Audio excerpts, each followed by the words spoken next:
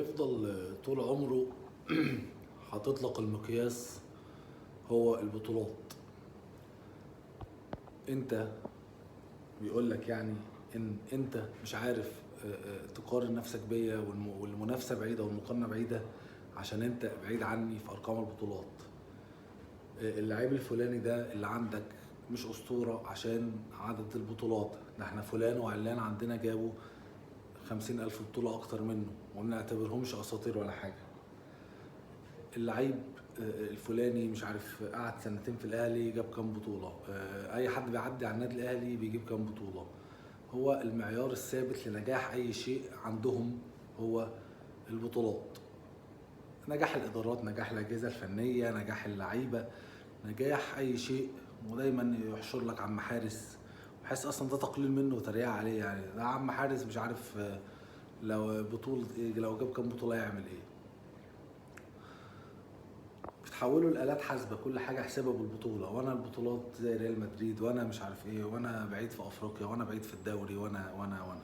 طيب لو البطولات غابت بقى سنه كده ولا حاجه، يتحول ان الانجاز هو افتتاح جراج جديد، وان توقيع عقد رعايه هو سابقه لم تحدث، وان الاعلان عن تيشيرت النادي الجديد حاجه ستخلد في التاريخ.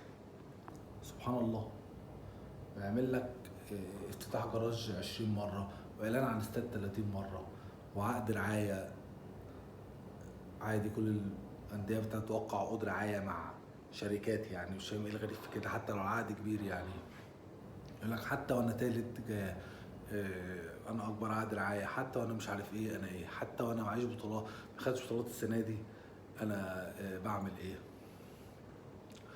ويجيب لك الراجل اللي في الاحتفال اللي بيعيط كل حفلة ده ويصوره لك ويقول ان الراجل مش عارف بيعيط من فرحته. ما اعرفش، كل حفلة من الحفلات دي بيجيبوا واحد كده معين يفضل يعيط، مش فاهم ليه يعني. حاجات غريبة. وللأسف هو عنده لجان وآليات إعلامية تقدر تقنع الجمهور بالمعيارين، بمعيار ان ما حدش يتكلم معاك اصلا انك معاك بطولات كتيره، ولو سنه خيشت وما خدتش بطولات، لا عندنا افتتاح جراج احلى، وعندنا عقد رعايه احلى، وعندنا تيشيرت احلى، وعندنا هنلاعب برشلونه احلى. للاسف انا كنت دايما بقول ان الناس جمهور صعبان عليا، لانه دايما بيتاثر بكلام اللجان والكلام ده، بيضحكوا على الغلابه وعلى الكلام ده. اكتشفت انه لا، ان الناس هي اللي عايزه تصدق الكذبه. يعني الناس هي اللي عايزه فعلا تلغي مخها وتصدق الكذبه اللي تريحها، اللي هو انا جامد عشان كذا، انا جامد عشان كذا، انا جامد عشان كذا، وكل الحاجات المتناقضه هو بيقتنع بيها في نفس الوقت، لانه هو من جواه اللي عايز يصدق ده.